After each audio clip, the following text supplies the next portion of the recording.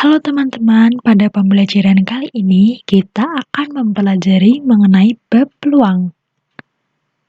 Nah, kompetensi dasar pada pembelajaran hari ini yaitu menjelaskan peluang empirik dan teoritik suatu kejadian dari suatu percobaan dan menyelesaikan masalah yang berkaitan dengan peluang empirik dan teoritik suatu kejadian dari suatu percobaan.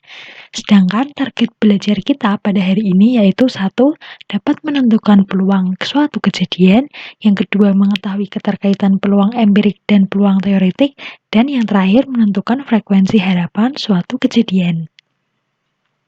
Nah, sebelum kita memulai pembelajaran, perhatikan kalimat tersebut. Biasanya kita dihadapkan oleh suatu kemungkinan suatu kejadian yang mungkin akan terjadi, dan kita harus pintar-pintar dalam mengambil sikap. Dalam mengambil sikap untuk menentukan sesuatu, maka kita harus memperhatikan dengan baik. Oleh karena itu, kita hari ini akan membahas mengenai peluang atau nilai suatu kemungkinan. Hari ini kita akan mempelajari mengenai 5 hal. Yang pertama, peluang empirik. Yang kedua, peluang teoritik. Yang ketiga, hubungan antara peluang empirik dan peluang teoritik. Yang keempat, nilai suatu peluang. Dan yang terakhir yaitu frekuensi harapan. Peluang atau bisa kita sebut dengan probabilitas atau nilai kemungkinan adalah nilai kemungkinan yang mungkin terjadi atau muncul dari sebuah peristiwa. Namun, nilai dari suatu peluang tidak pernah 0 dan 1, karena peluang yang bernilai 0 artinya sesuatu yang tidak pernah mungkin terjadi, atau bisa kita sebut dengan kemustahilan. Sedangkan peluang yang bernilai 1 artinya sesuatu yang sudah pasti terjadi, atau bisa kita sebut dengan kepastian. Nah, jika sesuatu sudah dapat dipastikan, maka tidak ada lagi nilai kemungkinannya atau nilai peluangnya. Selanjutnya, yaitu peluang empirik.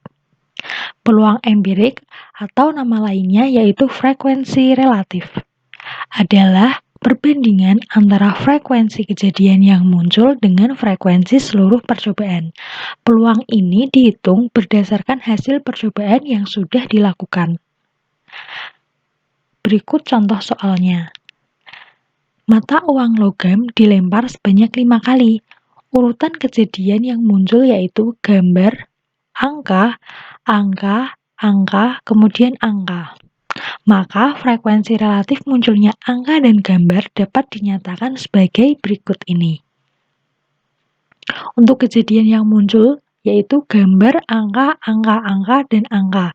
Gambar 1 kali dan angkanya 4 kali. Maka kita dapat menuliskan ruang sampelnya yaitu G kita misalkan dengan gambar dan A yaitu angka. Maka kita tulis G, A. Nah, untuk mencari frekuensi relatif angka, kita dapat menghitungnya dengan cara banyaknya muncul angka per banyak pelemparan koin. Banyak muncul angka kita ketahui yaitu 4 kali dan banyak pelemparan koin sebanyak 5 kali. Sehingga kita dapat menuliskan 4/5. Kemudian untuk mencari frekuensi relatif gambar dengan cara banyaknya muncul gambar per banyaknya pelemparan koin. Dari ruang sampel kita ketahui bahwa muncul gambar sebanyak 1 kali dan banyaknya pelemparan koin sebanyak 5 kali. Jadi kita dapat menuliskannya menjadi 1/5. Kemudian contoh soal yang kedua, sebuah dadu dilambungkan ke atas dengan urutan kejadian mata buah dadu yaitu 1, 4, 5, 1, dan seterusnya. Maka berapakah peluang empirik munculnya mata dadu 3 dan mata dadu paling sedikit 4? Nah, urutan kejadiannya kita tulis kembali 1, 4, 5, 1, dan seterusnya. Nah, untuk mempermudah pengerjaannya, maka kita dapat membuat sebuah tabel. Nah, di samping sini ada mata dadu. Mata dadunya ada 6.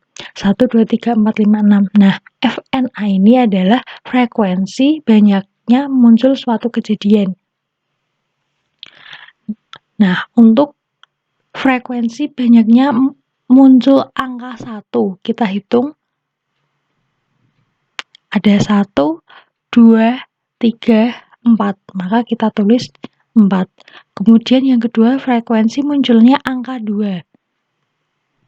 Ada 1, 2, 3, 4, kita tulis 4, dan begitu pula seterusnya untuk frekuensi munculnya angka 3, 4, 5, dan 6. Frekuensi muncul angka 3 ada 4 kali, frekuensi muncul angka 4, 4 kali, dan frekuensi muncul angka 5, 2 kali, frekuensi muncul angka 6, 2 kali. Setelah itu, kita jumlahkan frekuensi munculnya angka-angka ini. 4 ditambah 4 ditambah 4 ditambah 4 ditambah 2 ditambah 2. Maka ketemu NS sama dengan 20. NS ini adalah frekuensi keseluruhan banyaknya suatu percobaan, yaitu ada 20 kali. Kemudian untuk mencari mata dadu 3, frekuensi relatif mata dadu 3. Dengan cara memasukkan Fn frekuensi relatif munculnya angka 3 dibagi banyaknya seluruh percobaan, yaitu muncul angka 3-nya sebanyak 4 kali, kemudian diper NS, NS-nya sebanyak 20 kali, 4/20, atau bisa kita sederhanakan dengan 1/5. Kemudian mata dadu paling sedikit 4, berarti 4 adalah nilai paling sedikit, yang lebih besar ada 5 dan 6. Sehingga kita dapat menuliskan frekuensi munculnya angka 4, 5, dan 6 dibagi banyaknya seluruh percobaan. Frekuensi munculnya angka 4 ada 4, frekuensi munculnya angka 5 ada 2, dan frekuensi muncul angka 6 ada 2 kali. Sehingga 4 ditambah 2 ditambah 2 sama dengan 8/20.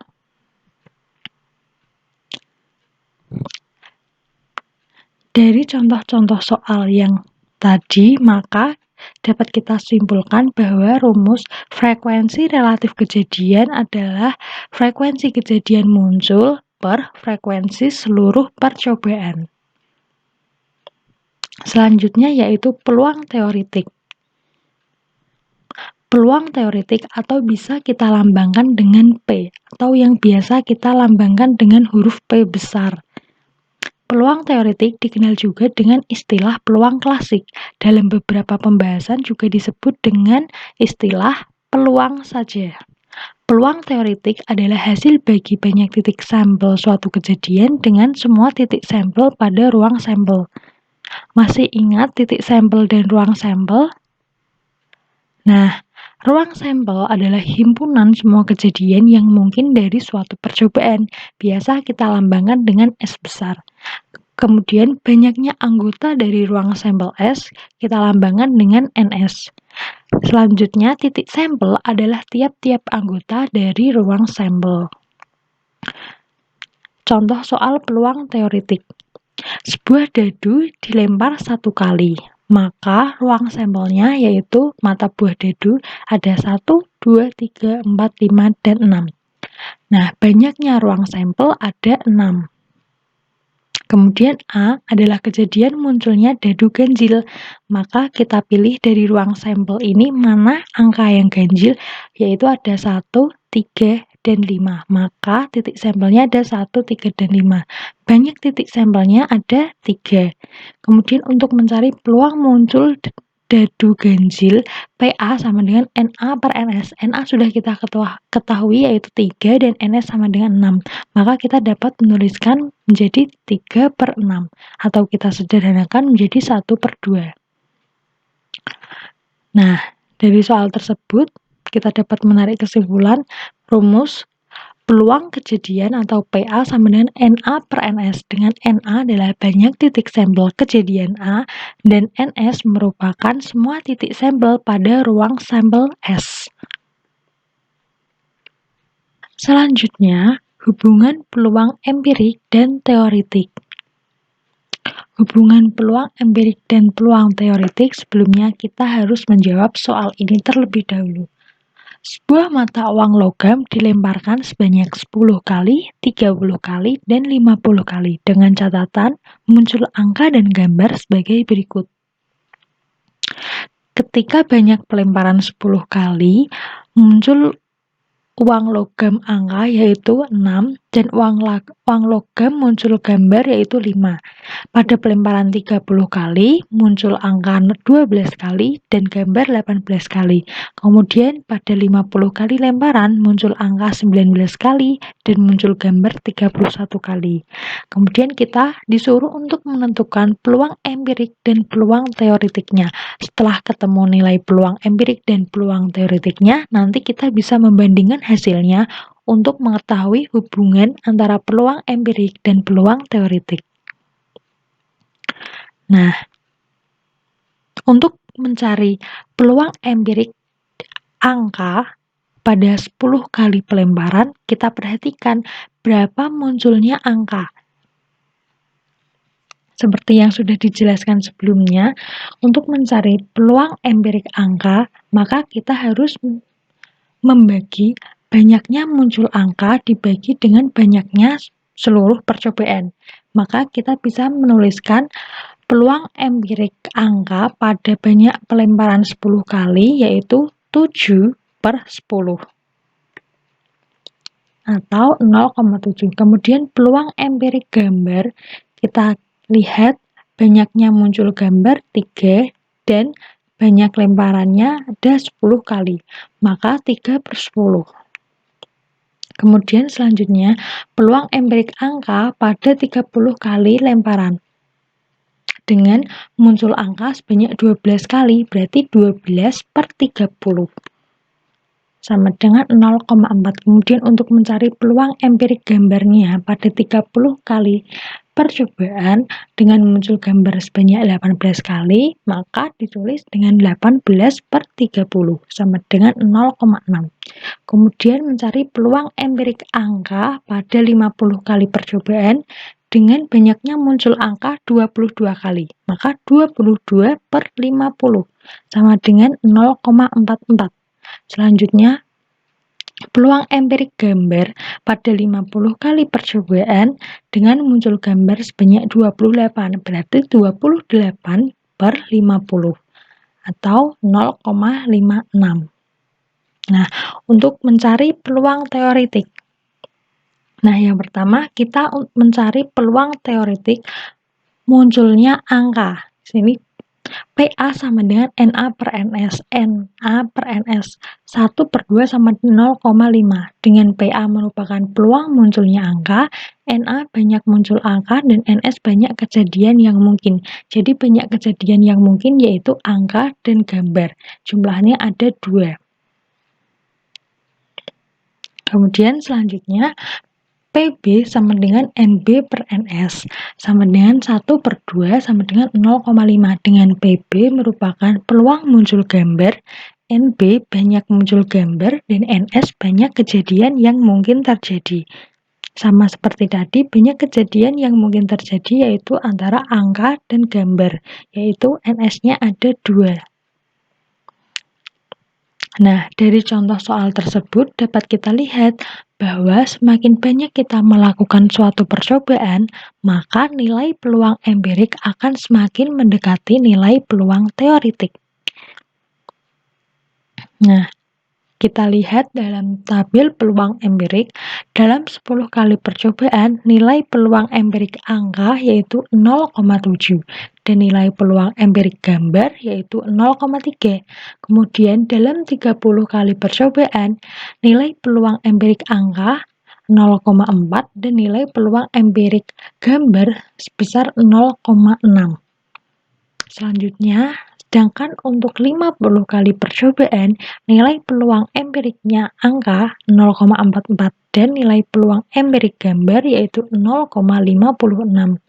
Nah, dalam 50 kali percobaan ini, nilai peluang empirik sudah jelas sangat mendekati nilai peluang teoritiknya yaitu sebesar 0,5. Maka kita dapat menyimpulkan hubungan antara peluang empirik dan peluang teoritik, bahwa semakin sering kita melakukan percobaan, maka nilai dari peluang empirik akan semakin mendekati nilai peluang teoritik. Selanjutnya kita akan membahas mengenai latihan soal. Yang pertama, sebuah dadu dilempar sekali. Berapa peluang muncul A. Mata dadu 6, B. Mata dadu genap, dan C. Mata dadu bilangan prima. Yang pertama, mata dadu 6. Bagaimana cara mengerjakannya? Yang pertama, kita harus menentukan ruang sampelnya. Karena tadi sudah diketahui hanya sebuah dadu, maka ruang sampelnya adalah mata buah dadu itu, yaitu 1, 2, 3, 4, 5, dan 6. Kemudian selanjutnya, kita harus menentukan banyak kejadian yang muncul untuk mata dadu 6. Nah, banyak kejadian yang muncul mata dadu 6 adalah 1 kali, karena hanya ada 1 kemungkinan muncul. Selanjutnya, kita akan memasukkan ke dalam rumus. Kita sudah ketahui NA sama dengan 1. Sedangkan di sini S sama dengan 1, 2, 3, 4, 5, dan 6. Dan NS berarti jumlah dari himpunan ini. PA sama dengan NA per NS. Maka kita dapat menuliskannya 1 per 6. 1 itu adalah NA dan 6 adalah NS, jumlah ruang sampel. Selanjutnya, kita mencari mata dadu genap. Sama seperti tadi, yang pertama langkahnya yaitu menentukan ruang sampelnya, yaitu 1, 2, 3, 4, 5, dan 6. Selanjutnya kita menentukan banyak kejadian mata dadu yang genap. Kita lihat dari ruang sampelnya, mata dadu genap ada 2, 4, dan 6. Nah, berarti NA-nya banyak titik sampelnya ada 3, jumlah dari himpunan dalam A. Kemudian kita masukkan ke dalam rumus PA sama dengan NA per NS. NA-nya 3, NS-nya 6. Berarti kita dapat menuliskan jadi 3 per 6. Kemudian selanjutnya, mata dadu bilangan prima. Sama seperti sebelumnya, yang pertama kita lakukan adalah menentukan ruang sampelnya, kemudian menentukan banyak kejadian mata dadu prima. Kita lihat dalam ruang sampel ini bilangan primanya yaitu 2, 3, dan 5. Maka titik sampelnya ada 2, 3, dan 5, dan banyaknya titik sampel ada 3. Kemudian kita masukkan ke dalam rumus PA sama dengan NA per NS sama dengan 3 per 6.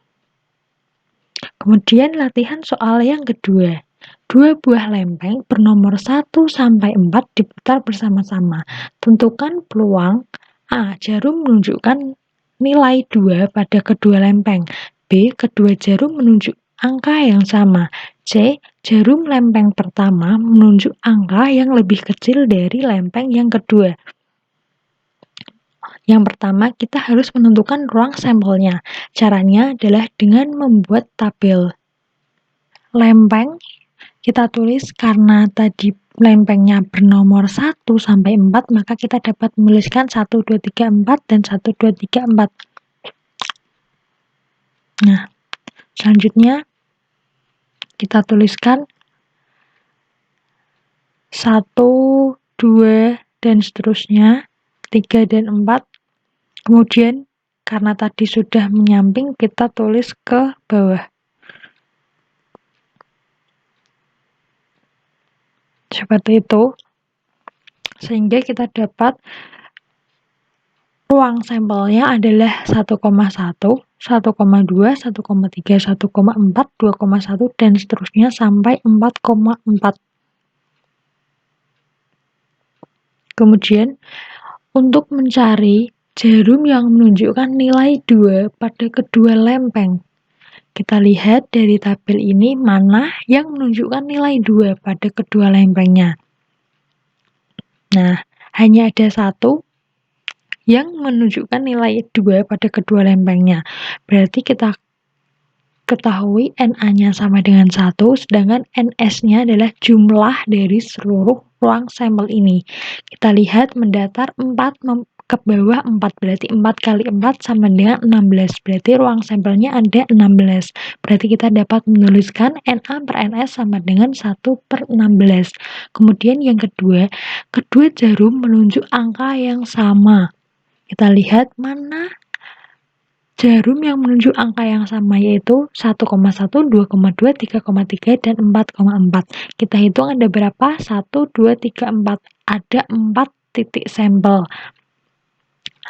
Sehingga kita dapat menuliskan NA per NS sama dengan 4/16, yaitu 1/4. Kemudian untuk mencari jarum lempeng pertama menunjuk angka yang lebih kecil dari lempeng kedua. Nah, kita lihat 1 lebih kecil daripada 2, 1 lebih kecil daripada 3, dan seterusnya. Ada 1,2, 1,3, 1,4, 2,3, 2,4, dan 3,4. Ini adalah titik sampelnya. Kemudian banyaknya titik sampel kita hitung, ada 1, 2, 3, 4, 5, 6. Berarti NA sama dengan 6. Berarti NA per NS sama dengan 6/16, atau bisa kita tulis atau kita sederhanakan menjadi 3/8. Kemudian selanjutnya yang nomor 3, 3 mata uang logam dilempar secara bersama-sama. Tentukan peluang dari munculnya 2 angka dan munculnya paling sedikit 1 gambar. Sama seperti sebelumnya, langkah pertama yang akan kita lakukan adalah menentukan ruang sampelnya. Untuk menentukan ruang sampel ini kita bisa menggunakan dengan diagram pohon atau dengan tabel. Seperti pada gambar berikut. Nah, di sini kita menuliskan 2 mata uang logam yang sudah dilempar secara bersama-sama, sedangkan di sini hanya 1 uang logam. Ini untuk memudahkan kita untuk membuat tabel. Nah, kemudian dari gambar diagram pohon dan tabel tadi, kita dapat menentukan bahwa ruang sampelnya ada AAA, AAG, AGA, dan seterusnya ini. Kemudian untuk menentukan banyaknya kejadian muncul angka 2 kali, maka titik sampelnya ada AAG, AGA, GAA, GAA. Sudah, berarti ada 3 banyaknya titik sampel, maka kita dapat menuliskan PA sama dengan NA per NS sama dengan 3/8. Kemudian yang B, menentukan kejadian paling sedikit 1 gambar. Nah, kita lihat dari ruang sampel ini, mana yang hanya menunjukkan paling sedikit 1 gambar. Paling sedikit 1 gambar berarti jika 2 gambar dan 3 gambar itu tidak masalah. Mana? Yaitu AAG, AGA, AGG, dan seterusnya. Nah, jumlah dari ini yaitu ada 7. Maka kita dapat menuliskan PA sama dengan NA per NS sama dengan 7/8. Selanjutnya yang nomor 4, 4 mata uang logam dilempar secara bersama-sama. Tentukan peluang dari munculnya 3 angka dan paling sedikit 3 gambar. Nah, sama seperti sebelumnya, untuk menentukan ruang sampelnya, kita bisa menggunakan dengan diagram pohon ataupun dengan tabel. Apabila kita menggunakan tabel, maka kita bagian sini, bagian baris dan kolom pada awal ini, kita menuliskan dengan 2 uang logam yang sudah dilempar secara bersama-sama, yang sudah kemungkinan terjadinya, yaitu AA, AG, GA, GG, dan di sini AA, AG, GA, GG. Maka di sini 2 mata uang logam, di sini 2 mata uang logam, maka akan ketemu ruang sampel untuk 4 mata uang logam. Sedangkan untuk diagram pohon sama seperti sebelumnya. Nah, dari gambar diagram pohon dan tabel tersebut, kita dapat menentukan ruang sampelnya, yaitu AAA, AAG, dan seterusnya ini. Kemudian yang pertama, kita menentukan banyak kejadian muncul angka 3 kali. Muncul angka 3 kali, berarti kita lihat dari ruang sampel ini, mana yang angkanya muncul 3 kali, yaitu ada AAG, AAGA, AGAA, dan GAAA. Nah, kita hitung ada berapa? 1, 2, 3, 4. Berarti banyak titik sampel ada 4. Sehingga kita dapat menuliskan PA sama dengan NA per NS sama dengan 4/16. 16 kita dapat dari jumlah ruang sampelnya. Banyaknya ruang sampel. Kita sederhanakan menjadi 1/4. Kemudian yang B, menentukan banyak kejadian yang paling sedikit 3 gambar. Paling sedikit 3 gambar. Berarti 3 gambar dan 4 gambar. kita lihat dari ruang sampel ini, maka kita dapat yang paling sedikit 3 gambar adalah AGGG, GAGG, GGAG, GGGA, dan GGGG. Sehingga kita tulis PA sama dengan NA per NS. NA adalah banyak titik sampelnya, ada 1, 2, 3, 4, dan 5. Kita tulis 5, dan banyaknya ruang sampelnya ada 16. Berarti NA per NS sama dengan 5 per 16. Kemudian, latihan soal yang nomor 5, sebuah mata uang logam dan dadu dilemparkan secara bersamaan. Tentukan banyak ruang sampelnya. Nah, kita bisa menggunakan tabel. Kita lihat dadu 1, 2, 3, 4, 5, dan 6. Sedangkan koinnya ada AG. Nah, di sini seperti tadi kita tuliskan A. Dan di sini ada G. Kemudian ke bawah ada 1, 2, 3, 4, 5, dan 6. Sehingga dari tabel ini kita dapat ruang sampelnya yaitu A1, A,1, A,2, A,3, dan seterusnya. Nah, banyaknya ruang sampel ini ada 1, 2, 3, 4, 5, 6, 7, 8, 9, 10, 11, 12. Ada 12, maka banyaknya ruang sampelnya yaitu 12. Selanjutnya, nilai suatu peluang. Contoh soalnya, sebuah dadu dilempar 1 kali, maka ruang sampelnya 1, 2, 3, 4, 5, 6. Sehingga banyak ruang sampelnya ada 6. Peluang beberapa kejadian antara lain A. Peluang munculnya angka 3, ada 1 per 6. Kemudian yang B, peluang munculnya angka ganjil, yaitu ada 1, 3, dan 5. 3 banyak titik sampelnya ada 3, sehingga kita tulis 3 per 6 atau kita sederhanakan menjadi setengah. Kemudian yang C, peluang munculnya angka 7. Angka 7 bukan himpunan dari ruang sampel ini, maka kita tulis dengan 0. 0 per 6 sama dengan 0. Kemudian selanjutnya P yang kurang dari 7. P kurang dari 7 berarti ada 6, 5, 4, 3, 2, 1, dan seterusnya, yaitu himpunan ini. Sehingga kita dapat menuliskan 6 per 6. Atau kita tulis dengan 1.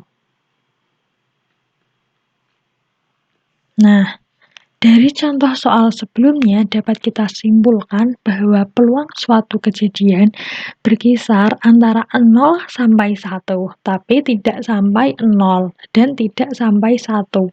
Dengan demikian, apabila A suatu kejadian dan S merupakan ruang sampel, maka 0 lebih kecil sama dengan NA, lebih kecil sama dengan NS. Kemudian, apabila dibagi NS semua, 0 lebih kecil sama dengan NA per NS, lebih kecil sama dengan NS per NS. Sehingga kita dapat 0, NA per NS adalah rumus dari peluang, NS per NS kita dapat menjadi 1. Maka nilai dari peluang adalah antara 0 sampai 1. Tapi sebelumnya kita tahu bahwa peluang yang bernilai 0 artinya sesuatu yang tidak pernah mungkin terjadi atau bisa kita sebut dengan kemustahilan. Sedangkan peluang yang bernilai 1 adalah sesuatu yang sudah pasti terjadi atau bisa kita sebut dengan kepastian. Nah, selanjutnya contoh lagi, sebuah dadu dilempar 1 kali, maka ruang sampelnya 1, 2, 3, 4, 5, 6, dan banyak ruang sampelnya ada 6. Kemudian A adalah kejadian munculnya dadu ganjil, maka A adalah 1, 3, dan 5. Banyaknya titik sampel ada 3. Kemudian peluang muncul dadu ganjil PA sama dengan NA per NS sama dengan 3 per 6. Kemudian peluang muncul dadu bukan ganjil atau bisa kita disebut dengan P bukan A, yaitu sisa anggota dari yang ganjil ada 2, 4, dan 6. Ada 3 banyaknya titik sampel, berarti kita tulis 3 per 6. Nah, dari sini kita coba PA plus P bukan A sama dengan 3 per 6 ditambah 3 per 6 sama dengan 6 per 6. 6 per 6 sama dengan 1. Nah, dari sini kita dapat suatu rumus P aksen A ditambah PA sama dengan 1. Kemudian P aksen A sama dengan 1 dikurangi PA, dengan P aksen A sama dengan peluang bukan A, dan PA sama dengan peluang A. Nah, kemudian selanjutnya ada frekuensi harapan. Frekuensi harapan adalah berapa banyak suatu kejadian yang diharapkan muncul untuk jumlah percobaan tertentu. Berikut rumusnya.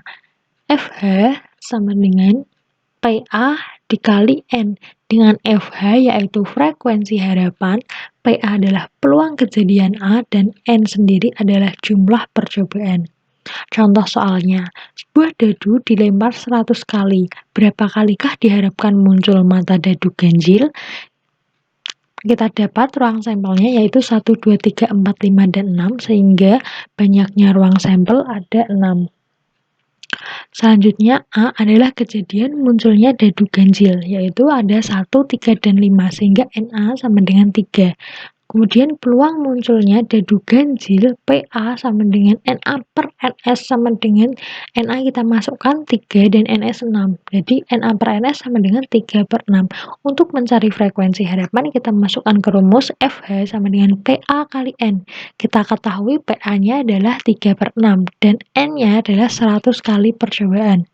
Maka FH sama dengan 3 per 6 dikali 100, maka kita dapat hasilnya yaitu 50 kali percobaan.